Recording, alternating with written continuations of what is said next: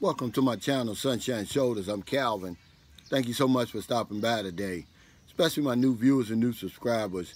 Your kindness, your generosity, your support of my channel. It's truly been amazing. I'll never take that for granted. I'm a 58-year-old American who grew tired of the rat race and decided to pack it all up and move to the Philippines in search of a new life. Well, I found that new life, and I want to share with you my boots on the ground experiences the only way I know how, and that's by giving you the nitty-gritty. Exactly what I'm living, what I'm seeing, what I'm experiencing. Never going to sugarcoat that. It's not going to start today. The subject of my vlog today is gays and lesbians are welcome in the Philippines. And the reason I want to talk about this is because I've got quite a few gay and lesbian viewers and subscribers. They're on my live streams, and they seem to think that I don't want to answer their questions, but a lot of times I miss them. But before I get started, I just want to thank everybody for all your birthday greetings and wishes and everything.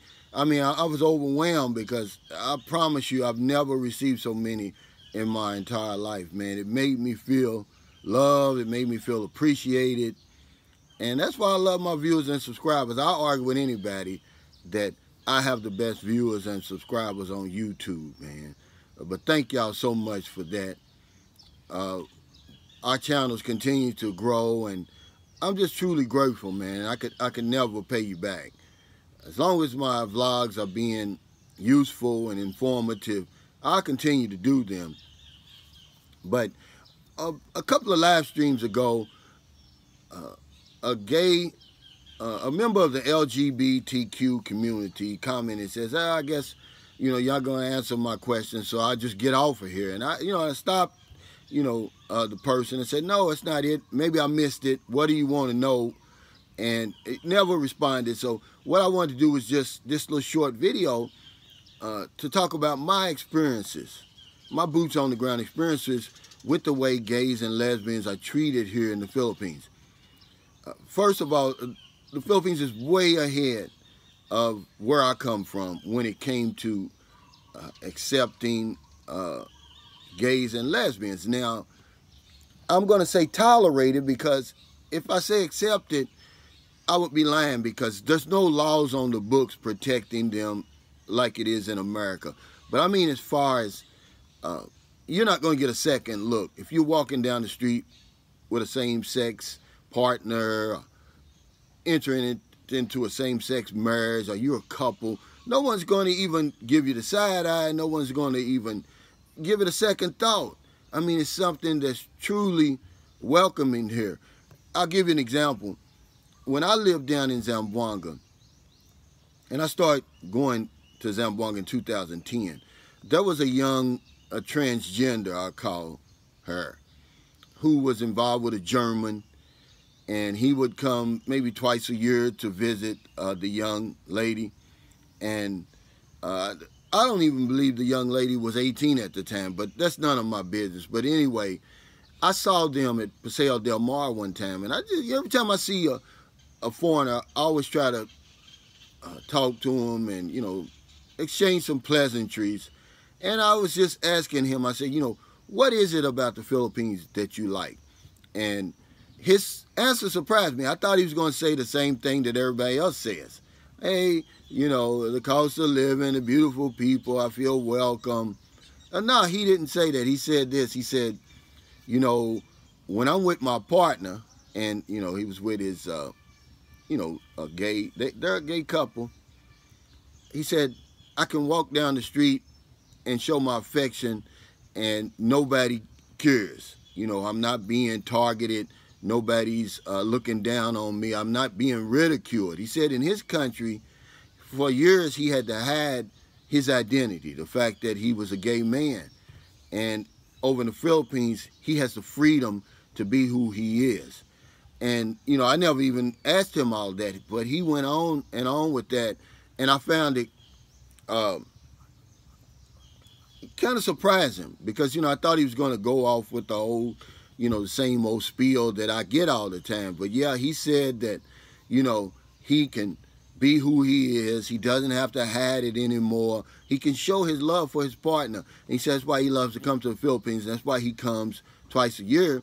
And he says, you know, things have gotten better in Germany, and he said that, you know, eventually he's going to bring his partner to Germany. That's their future plans. But I just found that kind of surprising that he would give me that answer. But also, there was several young men there. I mean, little men, 10 and under, who had already identified as gay, and the community where I was staying, they acknowledged them and spoke to them as if they were of the opposite sex or gay, you know. And I found that kind of I found it kind of strange, because that's kind of young. One was 10. He now, that was, let's see, 11 years ago. He's graduating from college, and he's a full-blown member of the LGBTQ community. Also, there was another little boy. He couldn't have been no more than 6 at the time. And now, yeah, when I look on his Facebook, look on his Facebook page, he's also a proud member of the LGBTQ community. So if you're gay, if you're lesbian, and you come to the Philippines, you're going to be welcome just like everybody else is. You know, that's one of the reasons I love the Philippines. This is one of the few places left on the planet, I promise you, where people are going to still judge you on your character. Doesn't really care what you look like. You know, they want to know who you are. Are you good? Are you bad? Are you indifferent? You know, so if you're gay and you're lesbian, you can come here. As a matter of fact, I did a video a long time ago about stop calling me a sex pat. And I was in the interview, in the vlog, I was talking about there's a lot of other tourists who come over here to date and to court Filipinos, but they get a pass. One is women, Western women. 2 is gay and lesbians. The Philippines is fast becoming the go-to place for gay men, especially. I don't see many gay women, but I mean, I wouldn't know if I did, because I always give them a pass. You know, maybe they're missionaries, maybe they're college students. I really don't know. But gay men, yeah, I know. And it's fast becoming the go-to place for gay men because your lifestyle is accepted. No one's going to even, if you come down the street showing affection for each other, no one's even going to give it a second look. No one's even going to give it a second thought. And that's why people like it here. The reason that I came here, you know, as a black man, you know, I'm treated like anybody else over here. Really like a celebrity, really. I mean, but no one ever, you know, puts me down or talks about me or tries to shy away from me because I'm black. As a matter of fact, they come closer to me because of my character. And that's why I love the Philippines, man. You know, so if you're gay, if you're lesbian, if you're part of the LGBTQ community, sure, you're welcome here. No one's going to bother you. You know, there was a very sensational hate crime not long ago, but they didn't call it a hate crime over here, where a U.S. Marine did murder a young lady, a transgender young lady, up by the Subic, Angeles City area, and he eventually was convicted. He got 10 years, and I mean, it was a big story worldwide, and I'm pretty sure you heard about it. But you very seldom hear about those type of crimes. Now, the other day, a gay, a transgender, according to the newspaper, the Manila Times, was killed in Metro Manila after drinking with some friends. And that usually is when the violence and stuff comes out over here. That's why I always tell guys, look, you're going to get drunk over here, don't get drunk with the locals. You know, that's usually when they're going to say and do things they normally wouldn't do. It's usually when you're going to put your life in jeopardy. You're going to get in some kind of trouble. Well, he was killed. I don't know if he was raped or not, because they don't really give you a lot of details, but they know they were killed. But they did catch the 3 people. But I've been here on and off for 12 years, and I very seldom do I hear of those type of hate crimes against gays over here. I mean, gays are really popular here. One of the top celebrities, maybe the top celebrity in all of the Philippines, is a transgender by the name of Vice Ganda. I mean, no one's as popular as him. our hair over here. And, you know, you see a lot of gays in prominent positions in the Philippines. Harry Roque, the presidential spokesman, is gay. I mean, there's just so many. Comedians, actresses, actors, and no one gives it a second thought. They're just treated like anyone else. So if that answers your question, I hope this answers your question about whether or not gays and lesbians and members of the LGBTQ community are welcome in the Philippines. I'm just doing my best. I'm just giving my experiences, but I promise you, I'm not ignoring you on my channel. You're welcome. My channel is all inclusive. All right. But that's something I just wanted to address today. And here I am again, you know, this Saturday morning here, May 29th, day after my birthday, we celebrated here at the Whispering Palms Island Resort in Sapaway Island, Negros Occidental.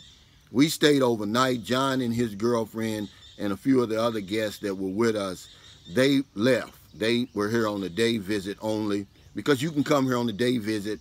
If you've seen on my other videos, like $250. Our cottage that we stayed was a family room, $3,200. I did all of this for less than $100. That's why I love the Philippines. There's no other place in the world that's going to offer you, that's going to be cheap, that's going to be beautiful, and you're going to be welcome. The Philippines is the only place on the planet that can give you those three things. And look at this place, man. I mean, that's the ocean behind me. It's low tide right now.